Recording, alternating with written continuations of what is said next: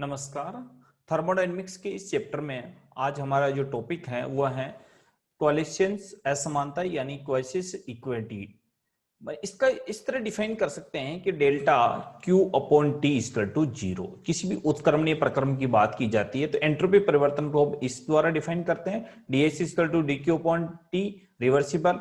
ये समानता समीकरण तंत्र की उत्क्रमणीयता पर आधारित है, परंतु सारे प्रक्रम उत्क्रमणीय नहीं होते हैं। प्रकृति में सारे प्रक्रम स्वतः भी संपन्न होते हैं, बहुत सारे प्रक्रम जो स्वतः ही चलते रहते हैं। अतः समस्त प्राकृतिक और वास्तविक प्रक्रम अनुत्क्रमणीय होते हैं। अनुत्क्रमणीयता को क्वालिसियस की असमानता समीकरण द्वारा व्यक्त किया जाता है।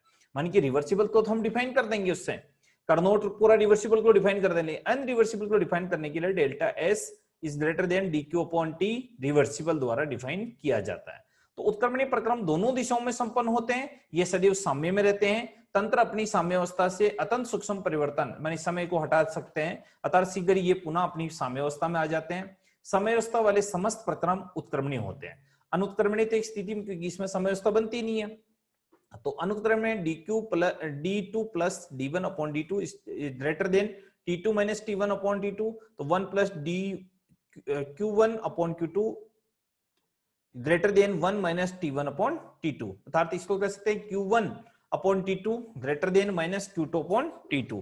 जो q1 upon t1 plus q2 upon t2 greater than 0, माने उससे 0 से इसकी वैल्यू कम होती है।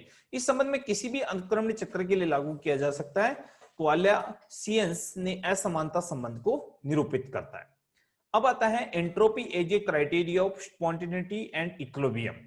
स्वतः परिवर्तिता निर्धारण के आधार पर एंट्रोपी को किस तरह हम निर्धारण कर सकते हैं। जब भी साम्य होगा तो साम्य की सबसे आवश्यक शर्त यह है कि वो रिवर्सिबल होगा। यदि प्रक्रम उत्क्रमणीय है अत्यंत सूक्ष्म समय के लिए, यदि ये साम्य से हटेगा तो प्रक्रम की उत्क्रमणीयता के कारण तुरंत ही उसकी साम्यावस्था में लौट आएगा। अतः हम कह सकते हैं ds equal to d q reversible upon t। इस समीकरण उत्क्रमणीयता की परिस्थिति को दर्शाता है। हम ये डिफाइन कर सकते हैं कि स्वतः परिवर्तिता के लिए अनुत्क्रमणीयता आवश्यक है।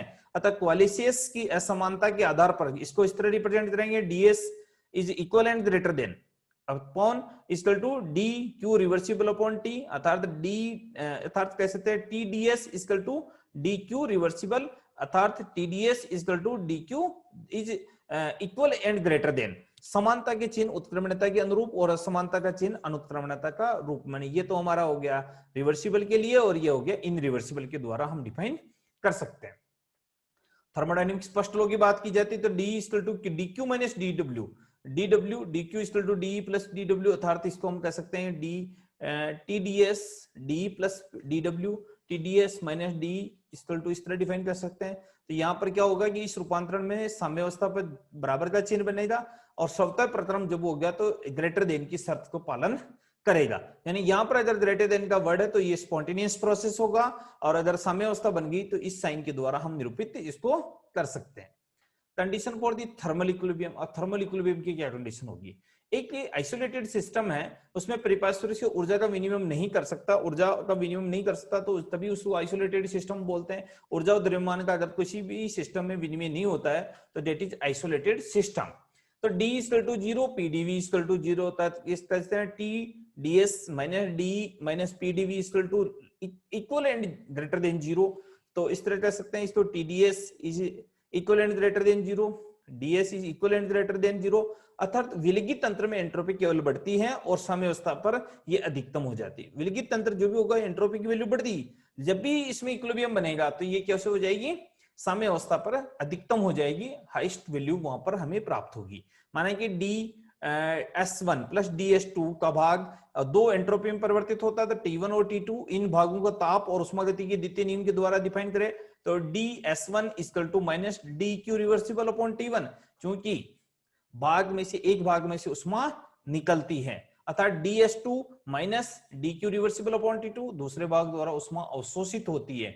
तो एंट्रोपी में कुल परिवर्तन होगा ds equal to ds1 plus ds2, तो ds equal to minus dq reversible upon T1 plus dq reversible upon T2, तो ds equal to 1 upon T2 minus 1 upon T1 de reversible. चूंकि उष्मा का प्रवाह स्वतः होता है अतः ds equal to 0 greater than 0 माने 0 से ज्यादा होगा, अतः 1 upon T2 minus 1 upon T1 de reversible is greater than less than zero यानी ग्रेटर देन की जीरो से ज्यादा इसकी वैल्यू बनेगी, या 1/T2 माइनस 1/T1 की वैल्यू जीरो से ज्यादा होगी, यानी T1 T2 से ज्यादा होगा, अतः उष्मा का प्रवाह ताप T1 से निम्न ताप T2 की ओर स्वतः होता है, अतः साम्यावस्था बन जाती है, ds इक्वल टू जीरो होगा, T1/T2 minus 1/T1 equal to dq reversible zero, 1/T2 minus 1/T1 equal to zero, तो T1 इक्वल टू T2। तो समीकरण में तापीय साम्य की शर्त बताता है कि किसी भी कोई तंत्र तापीय साम्य में हो तो उसमें एंट्रोपी परिवर्तन का मान शून्य होता है और उसका ताप क्या हो जाता है, समान हो जाता है। अब हम बात करें आइडियल गैस के लिए, ideal entropy changes in ideal gas, Adarsh gas में एंट्रोपी के किस तरह चेंजेस को हम डिफाइन कर सकते हैं।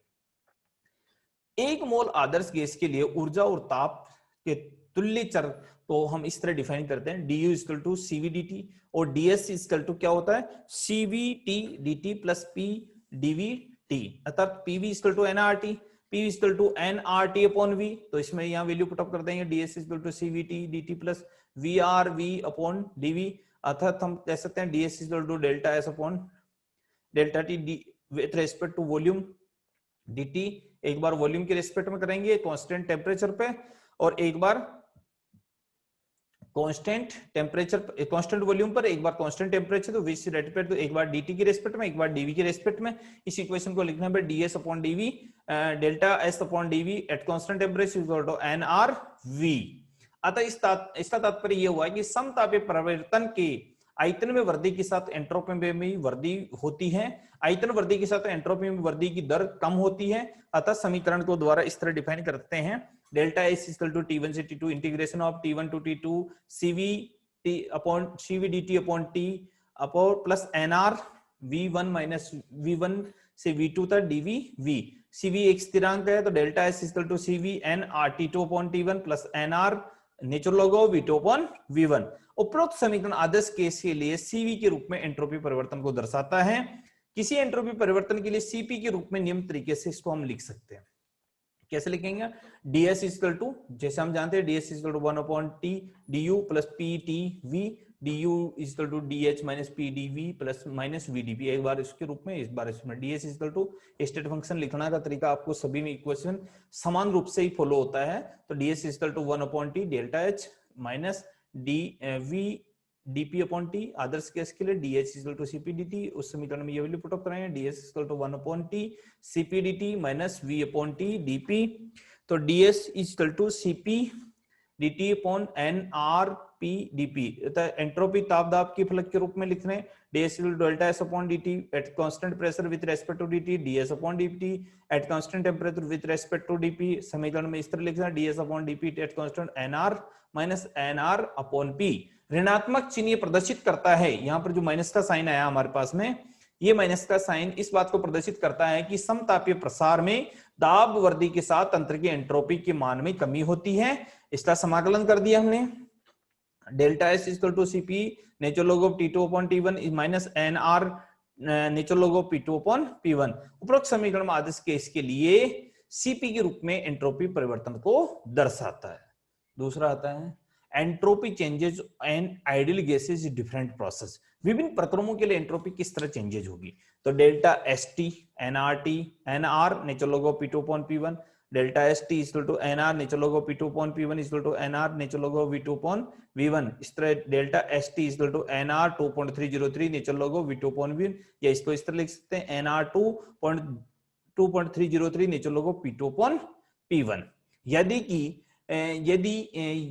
यानी समतापीय प्रसरण में तंत्र में एंट्रोपी के मान में वृद्धि होगी, यानी कि यदि ये कह सकते हैं delta S equal to negative होगी तो समतापीय संपीड़न में तंत्र की एंट्रोपी घटती है, अर्थात हम कह सकते हैं कि इन प्रकरणों में दाब समान और स्थिर रहता है, अर्थात होता है। इस स्थिति में समीकरण को इस तरह डिफाइन कर सकते हैं, delta S P equal to cp natural log of T2 upon T1 है, delta S SP equal to 2.303 cp log of 10 T2 upon T1, अर्थात T2 की वैल्यू में से T1 से ज्यादा होगी, तो डेल्टा SP प्रोडक्ट के लिए की बात की तो इस पॉजिटिव होगी, यानी स्थिर दाब पर किसी तंत्र का ताप बढ़ने पर एंट्रोपी की वैल्यू बढ़ती है।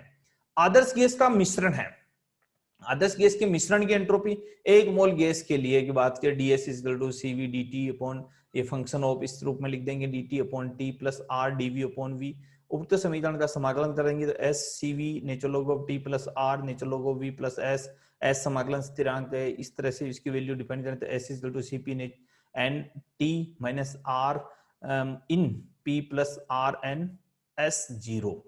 माना कि एक नया स्थिरांक की बात करें तो इस तरह की माना ही तंत्र ए से बी में दो गैसों से बना हुआ है, तो N1 N2 उसके विद्यमान मोल हो गए, प्रेशर हो गया P1 P2, तो S equal to NCP natural log of T minus R natural log of P plus S0, अर्थात N2 के लिए फिर वैसे N2 के लिए N1 के लिए जैसे वैल्यू रखी उसका N2 के लिए लिख देंगे, इस तरह फिर सारे अणुओं के लिए सिग्मा लगा देंगे, सिग्मा लगा के लिख देंगे। अर्थात आदर्श गैस के आंशिक दाब P equal to XP, X क्या हो गया मिश्रण के भिन्न भिन्न मोलों की संख्या हो गई, और P कुल दाब हो गया, तो इसको इस तरह लिख सकते हैं sigma of N CP natural log of T minus R natural log of P minus R natural log of X plus S0। तो मिश्रण करने पर एंट्रोपी क्या हो जाएगी, इन सबका मिक्स हो जाएगी। मिश्रित आदर्श गैसों के मिश्रण में एंट्रोपी और पी दाब में भिन्न भिन्न गैसों के एंट्रोपी के योग में अंतर को मिश्रित करने के लिए एंट्रोपी कहते हैं। तो मैंने कि इन सबको जोड़ दिया तो मिश्रित एंट्रोपी होगी delta A mix equal to minus R sigma N X N. दो गैसों के लिए बात की तो N1 N2 हो गया, असंख्य मान है तो असंख्य हो गया। धन्यवाद।